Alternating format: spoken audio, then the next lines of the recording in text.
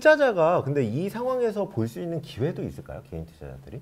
투자자 관점에서는 일단은 금리 인상 속도를 금융부실이 더 전개되면 지금 금융부실한 상황이잖아요. 한 가지 꼭 유념하실 필요가 있는 이야기가 뭐냐면 금융부실 상황에 굳이 추가적으로 금리 인상이 필요 없다라고 보는 견해는 뭐냐면 금융부실된 상황이기 때문에 이미 긴축적 통화정책의 효과가 나타나는 거예요. 아, 무슨 말이냐? 은행이 적극적으로 대출을 못 해줘요. 그리고 은행이 적극적으로 대출을 못 해주도록 이 페드가 적극적으로 돈을 안 줘요. 자금을 조달해서 받은 자금 조달분을 가지고 대출을 해주거나 증권 투자하는 것인데 이게 결국 돈이 시중에 연결이 되지 않도록 하는 효과가 나타나요. 심지어는 많은 그 예치자들이 예금을 거기다 둘까 하는 생각이니까 돈을 빼나가는 과정이니까 이게 결과적으로 금리 인상의 효과가 나타납니다. 아, 오, 저 이 생각은 못 해봤어요. 아, 그러니까 그래요? 아까 그러니까 지금 아까 결국 금리를 높이는 건 네, 금융회사를 통해서 수요를 줄어들게 하기 위함인데 네, 지금은 금융회사 자체가 위험에 처해 있기 때문에 네. 금리를 인상하지 않아도 수요가 줄어든다라는 거잖아요. 네.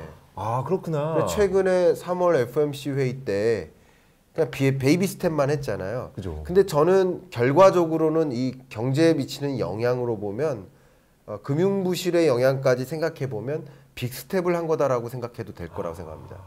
그만큼 수요가 많이 줄어들 거다. 반대로 얘기하면 금융부실로 어차피 베이비 스텝 정도의 긴축의 효과가 작용될 텐데 굳이 빅 스텝을 할 필요가 있었느냐라는 거예요.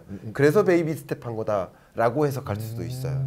그러니까 이렇게 금융부실이 긴축적으로 영향을 미칠 것이고 시장에 영향을 주는 거예요.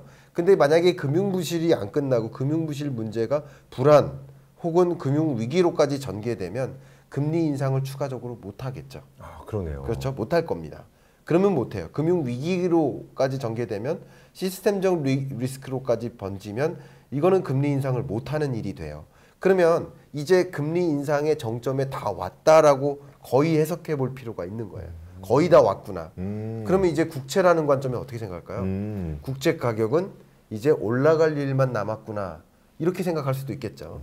금융 위기로까지 전개가 안 된다면 어쨌든 기준금리는 동결될 가능성이 높고요. 한 번 추가적인 인상이 있을 수 있습니다만 추가적인 기준금리 인상 이후에 계속 동결될 가능성이 높고요. 그럼 동결된다면 시중금리, 국채금리는 당연히 하향 안정화될 가능성이 높아요.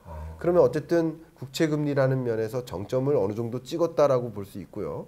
그러면 국채 투자하는 것도 국채 가격은 이제 올라가는 구간이구나라고 생각해 본다면 투자 관점에서는 미국 국채에 투자하는 것도 괜찮겠다 생각합니다.